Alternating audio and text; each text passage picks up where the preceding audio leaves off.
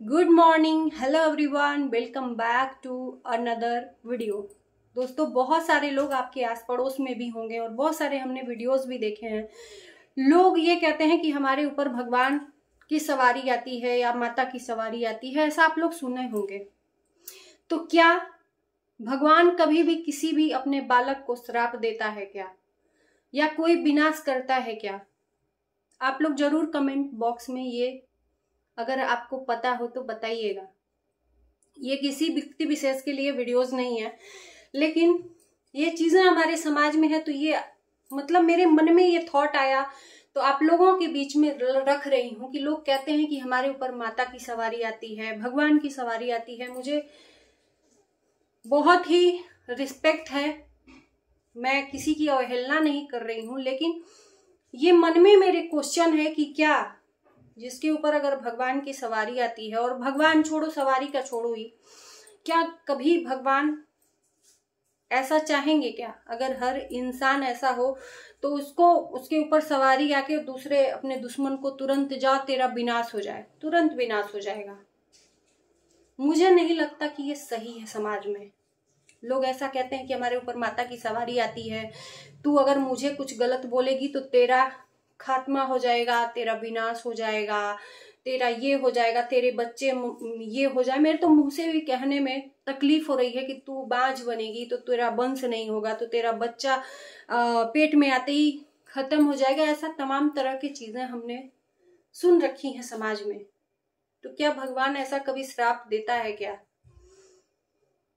कहते हैं ना, हमने अपने बड़े बूढ़ों से सोचा समझा है और सुना भी है कि जो जैसी करनी करता है उस करनी का फल मिलता है, ना कि किसी चीज, कोई इंसान, चीज नहीं, कोई इंसान अपने ऊपर अगर भगवान की सवारी मंगाता है तो अपने दुश्मन को तुरंत विनाश के लिए श्राप दे देता है। माता, मेरे ख्याल से कभी माता या कोई भी भगवान श्राप नहीं देता है, और कभी भी गाली तो बिल्कुल भी नहीं देता है। ये हमारे देवी देवताओं का अपमान है कि ये बोल के कि मेरे ऊपर माता की सवारी आती है और मैं जो कहती हूं वो सच हो जाता है, तुम्हारा भला नहीं होगा, तुम्हारा हित नहीं होगा, तुम्हारे बच्चे खत्म हो जाएंगे होते ही। क्या ऐसा माता कहती हैं? ऐसा माता कहती हैं? ये भगवान का अपमान है। ऐसे तो बहुत इजी हो जाए कि चलो ठीक है, भक्ति और शक्ति अपने जगह है, हम ये कह सकते हैं कि हाँ कुछ चीजें हैं विश्वास के ऊपर है, हम उसको अवहेलना भी नहीं कहते हैं, विश्वास करना चाहिए।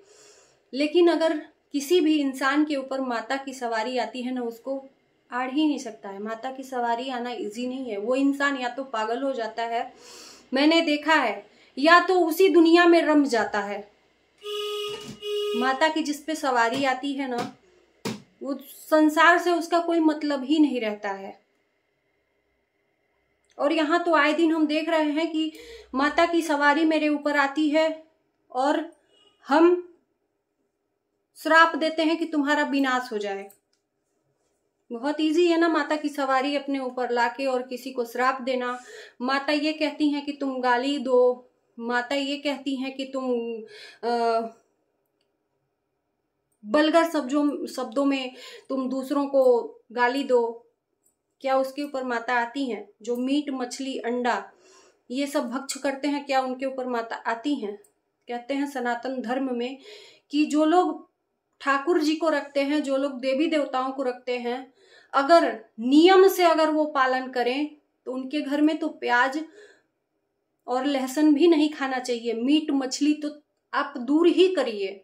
मैं यहाँ पे प्रवचन नहीं देने आई हूँ, लेकिन ऐसे लोगों के लिए मैं ये वीडियोस लेके आई हूँ कि क्या ऐसा होता है क्या?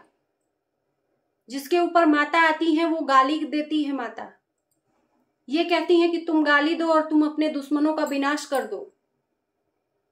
तो अगर उनको विनाश ही करना होगा तो वो ऊपर क्या बैठ के कर रहे हैं हमारे देवी देवता लोग? तब मनुष्यों के ऊपर कार्यभार सौंप के और अपने आराम कर रहे होंगे कि भाई तुम लोगों के ऊपर कार्यभार सौंप रहे हैं, तुम्हारे जितने भी दुश्मन हैं तुम विनाश कर देना उन सबों का, और तुम्हारे नजर में अगर वो दुश्मन है पापी हैं तो, और तुम्हारे नजर में वो सही है तो उनको राजा बना देना। तो माता की सवारी आती है जिनके ऊपर या भगवान सवार होते हैं, तो इतना अच्छा श्राप जब लगता है तो किसी को भी राजा भी बना सकता है इंसान। इतना अच्छा मतलब वो शक्ति है, तो सिर्फ विनाश करना ही जानती है माता पिता, देवी देवता। किसी को रंक से राजा नहीं बना सकते। कितने लोग गरीब हैं हमारे समाज में, क्या उनको नहीं बोल सकते माता ये देवी देवता की जाओ तुम लोग फुटपाथ पे बैठे हो, तुम्हारा एक बड़ा सा कोठी हो, बड़ा सा कोठी नहीं तो एक सर छुपाने के लिए घर मिल जाए। ये देवी देवता नहीं देखता। हम लोग भी भगवान को मानते हैं, लेकिन ये सही नहीं है कि हम उस चीज का दुरुपयोग करें। चलो ठीक है, हमारे ऊपर देवी की और कोई देवता का सवारी आता है तो उस चीज को दुरुपयोग नहीं करना चाहिए। मैंने तमाम लोगों को देखा है ऐसा करते हुए।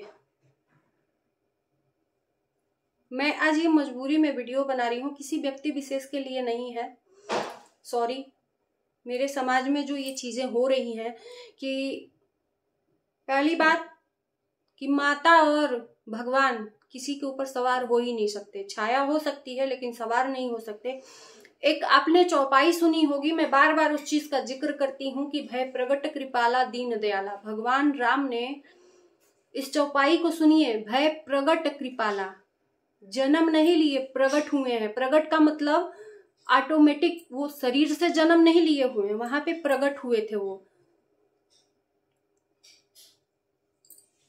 उनकी माता जो थी ना, उनके ये कलयुग में कोई पैदा ही नहीं हो सकता उनकी माता की तरह। सीता माता और राम जी तो आप छोड़िए ही, कौशल्या माता हो, सुमित्रा हो, कैकेयी हो, कैकेयी भी बनना यहाँ पे मुमकिन नहीं है। तो जो जननी के कोख से, कोख में तो पले बढ़े भगवान, लेकिन पैदा नहीं हुए शरीर से, क्योंकि शरीर बहुत गंदा होता है, किसी भी इंसान का हो। मल मूत्र त्यागते हैं लोग, और भगवान कभी गंदगी में नहीं आते हैं। भगवान कभी गंदगी में नहीं आते हैं। तो आप सोच लीजिए कि जो इंसान अपने मुंह से रात दिन गाली देता हो, क्या उसके ऊपर भगवान आ सकता है क्या? तो भगवान किसी के शरीर में तब नहीं शरीर से जन्म लिए, तो इस कलयुग में माता किसी के शरीर में प्रवेश कर सकती है। भक्ति भाव अपने जगह है, लेकिन माता की सवारी लेना मामूली बात नहीं है, और उस चीज का दुरुपयोग करना वो भी सही नहीं है। फिर कह रहे हैं माता या कोई भी कहते हैं ना मेरे ऊपर भगवान सवार हो गए, हनुमान जी आते हैं। ये हमारे सनातन का अपमान है। मत करिए ऐसा आप लोग, समाज में जो भी कर रहे हैं। माता की सवारी इजी नहीं आती है, शरीर तोड़ देती है, शरीर पागल कर देती है। माता इतनी अलौकिक है। इंसान अपने आपे में नहीं रहता है, दुनिया से वो विलुप्त हो जाता है, दुनिया में उनका कोई रुचि ही नहीं रहता। मैंने देखा है माता के भक्तों को, और सवारी नहीं आती है। भक्ति सिर्फ इतनी अमूल्य भक्ति वो लोग करते हैं कि उसी में ही रम जाते हैं। और जो कहते हैं ना दुर्गा माता का भक्त होता है, वो नॉर्मल नहीं होता है। आप बड़े जो भी साधु संत हैं उनसे पूछिएगा। हम ये छोटे मोटे ये अंधविश्वास वालों के पास नहीं बोल रहे हैं। जो जानकार हैं, महंत हैं, साधु संत हैं, जो आध्यात्म से जुड़े हुए हैं, हमने उनसे सुना है कि माता की जो भक्ति करता है वो या तो पागल हो जाता है, दुनिया से विरक्त हो जाता है। सवारी नहीं आती।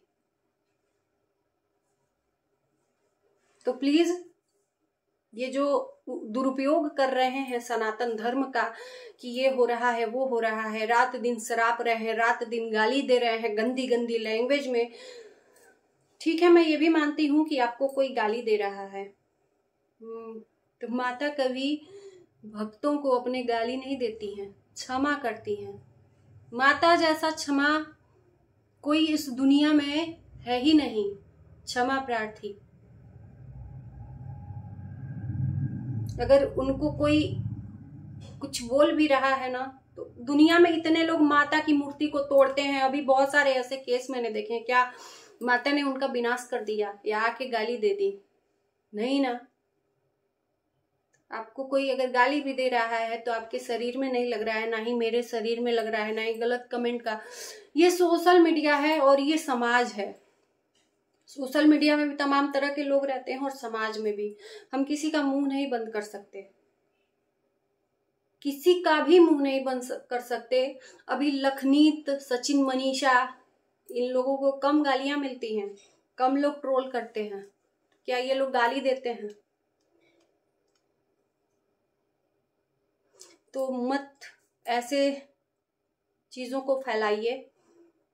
और मैं यही चाहूंगी कि अगर आपको कोई गाली भी दे रहा है ना, तो उसको छोड़ दीजिए उसके हाल पे। कहते हैं ना, जैसी करनी वैसी भरनी। उसका कर्म उसके आगे आएगा। हमारे और आपके चाहने से किसी का भस्म नहीं हो जाएगा या किसी का बच्चा बीमार नहीं हो जाएगा। ऐसे कुछ लोगों ने, मैंने सुना कि बच्चा बीमार हो गया तो कि तुमने ऐसा किया है, मैंने श्राप दे दिया तो बच्चा बीमार हो गया। ऐसा नहीं होता है। हमारा भी बच्चा बीमार था। तो ये सीजन चल रहा है और बच्चों की इम्यूनिटी पावर जो होती है ना, बहुत वीक होती है। और ये जो सीजन चल रहा है इसमें तो पूछो ही मत। बहुत सारे बच्चों का ऐसे केसेस मैंने देखा है।